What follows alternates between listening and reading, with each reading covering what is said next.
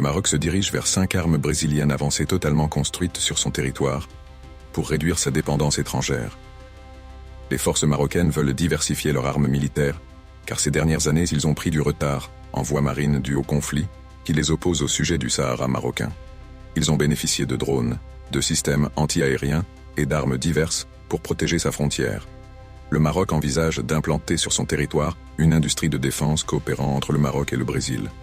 Le Sénat brésilien a approuvé un projet de décret prévoyant une coopération de défense au Maroc. Le Maroc cherche à diversifier ses partenaires en matière de sécurité et réduire sa dépendance des marchés volatifs. Collaboration avec le Brésil, Inde, Corée du Sud, Turquie, Israël et les États-Unis. Les 5 armes militaires brésiliennes construites sur le territoire marocain sont: la première, un sous-marin nommé Nomediasuelo, similaire à celui des Français Skorpen. Il aura plus d'avantages, une meilleure autonomie, une plus grande longueur et une plus grande capacité de transport pour de nombreux missiles.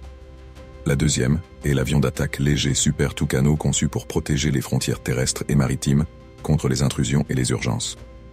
Cet avion est très efficace contre les groupes armés séparatistes. Le troisième est l'avion militaire C-390, un prix qui dépassera les 50 millions de dollars, renforcera la capacité logistique de l'armée marocaine.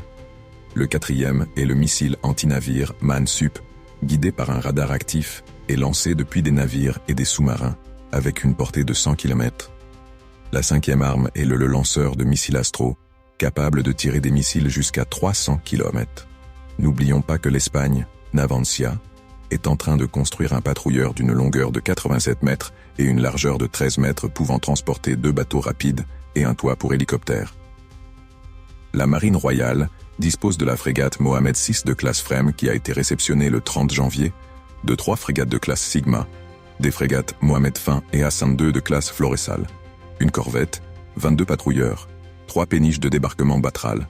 En question de sous-marins, le Maroc n'en possède pas encore, il est intéressé pour l'achat du Skorpen français, l'Amur russe ou le S-80 espagnol. Un seul sous-marin marocain opérant en Méditerranée changerait radicalement toute la stratégie de défense dans la zone. Le Maroc, avec ses 3500 km de côte, doit impérativement construire des bases navales pour protéger ses côtes atlantiques et Méditerranée. Merci de toujours me suivre et pensez à vous abonner pour être informé les premiers.